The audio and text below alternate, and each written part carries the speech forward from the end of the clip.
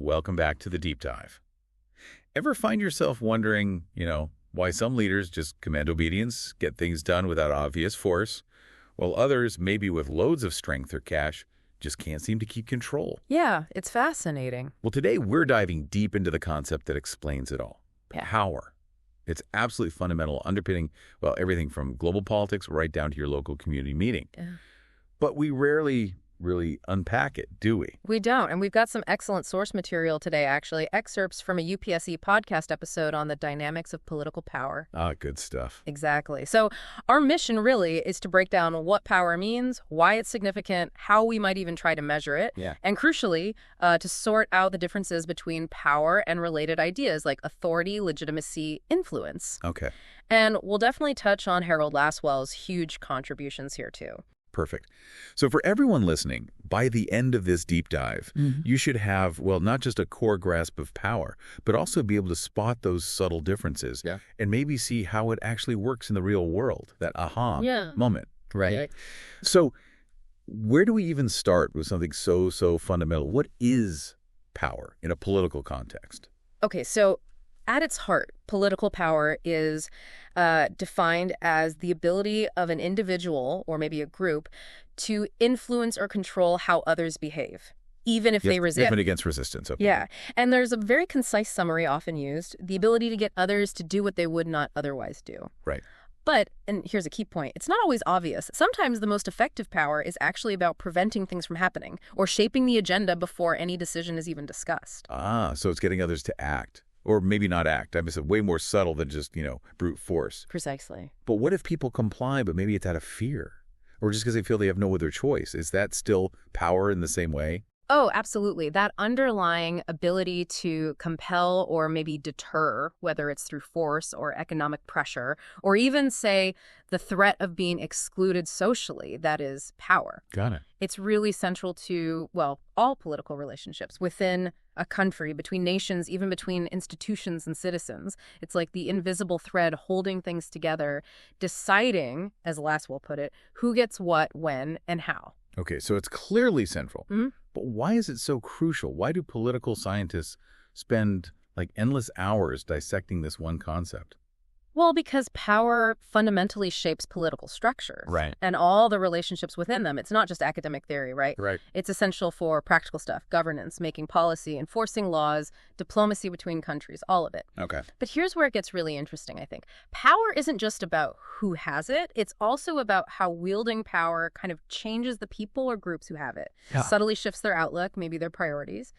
That's a fascinating layer. So it obviously defines how actors behave politically. But what about the big theories?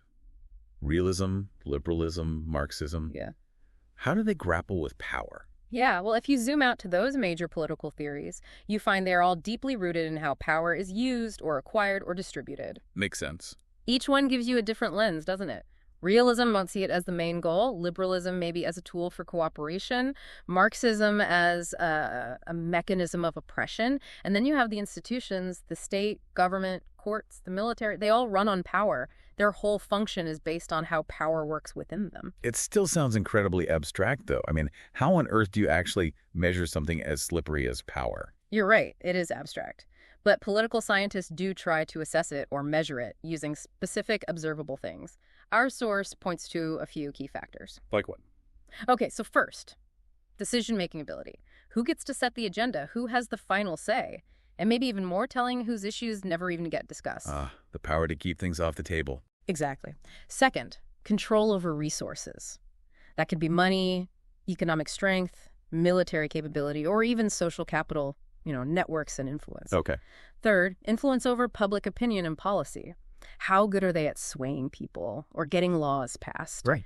And finally, the straightforward ability to enforce laws and get people to obey. Could you give us a concrete example just to tie those factors together? Sure. The source uses a good one.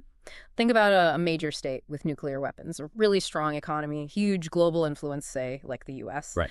It's considered much more powerful than a smaller developing nation. And that's not just because of one thing, like nukes. It's the combination of military might, economic leverage, diplomatic reach, all those factors we just mentioned. That synergy creates its overall power rating, so to speak. Okay, I see how they combine. Now, something that trips people up all the time is the difference between power and authority. We hear them used almost interchangeably. What's the key mistake people make there? Yeah, that's a big one. The main misconception is thinking all power is legitimate, or maybe that only legitimate actors can have power. The real difference is legitimacy. Yeah. So power is just that basic ability to influence or control. It can be coercive, forceful even. Yeah. And crucially, it's not always seen as legitimate. Right. Authority, though, is different. Authority is power that people accept as legitimate. It rests on things like law or maybe tradition or even the charisma of a leader. And because it's accepted, authority is, by definition, always legitimate in its use. Can you give us a clear example of each, just to really lock it down? Definitely. Think of a military coup. That's power pure and simple. They control things through force. Sure. But it usually lacks legitimacy, right? Because it didn't come about through accepted laws or processes or the people's consent. Now, contrast that with a government elected democratically. Their power stems from that consent, from laws, from institutions. That's authority. Okay, coup versus election. Got it. And our source puts it perfectly. All authority is power, but not all power is authority. Which tells you authority is just one specific kind of power, the legitimate kind. That's a great summary. So if authority is legitimate power, how do legitimacy itself and influence fit under this big umbrella of power? How are they distinct? Right, so think of power as the big umbrella concept. Legitimacy, as we said, is about the rightfulness of power. Is it accepted by the people? Okay. Like India's constitution gives legitimacy to its elected officials. That acceptance means their power relies less on force and more on consent, on people agreeing they have the right to rule. Makes sense. And influence. Influence is a bit softer. It's the ability to shape what people prefer or what they do, but without direct orders or coercion. How so? Well, think about the media or maybe influential social leaders. They can sway how people vote or what they think about an issue just by how they frame information or argue a point. They persuade, they don't command. Persuasion, not force. Exactly. So while authority and influence are specific ways power operates or is viewed, power is still that broader underlying ability to get others to do what they otherwise wouldn't. It covers all bases. That really clarifies things. Power is the big tent. Okay, we absolutely cannot talk about power in political science without mentioning Harold D. Lasswell, a real pioneer. Who was he, and why is his work still so vital for understanding power? Lasswell. Yeah. Yes. Harold D. Lasswell, active mainly from the 1920s until his death in 1978. A hugely influential political scientist. He's probably most famous for that super concise definition of politics. Who gets what, when, and how. Classic. It just cuts right to the chase. His contributions to studying power were massive.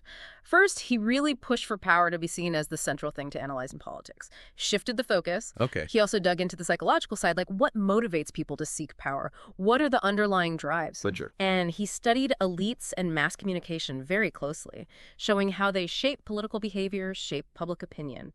His work really laid the groundwork for what became known as behavioralism in political science, studying actual political behavior scientifically. They're focusing on what people do. Exactly. And crucially, he showed that power isn't just locked up in formal institutions like government offices or laws.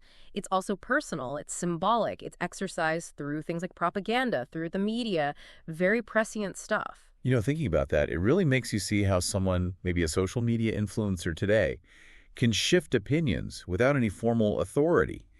Lasswell was definitely onto that early. He really did broaden how we see power, didn't he? Beyond just governments. He absolutely did. It showed how it permeates society in so many different, often subtle ways. Well, there we have it.